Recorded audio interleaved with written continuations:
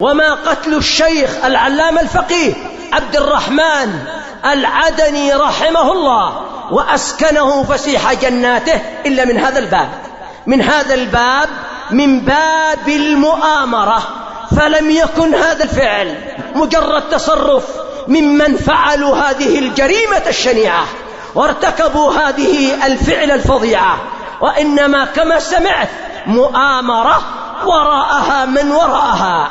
ونقول لهذا الصنف إن هذه المؤامرة ليست أول مؤامرة ولا آخر مؤامرة، فالمؤامرة على هذا الدين وعلى حملته وأهله موجودة منذ أن وجد هذا الدين، والله ناصر دينه وحافظ دينه ومقيض لدينه.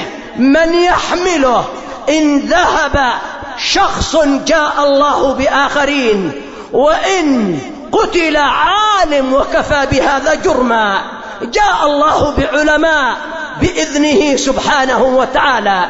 إن من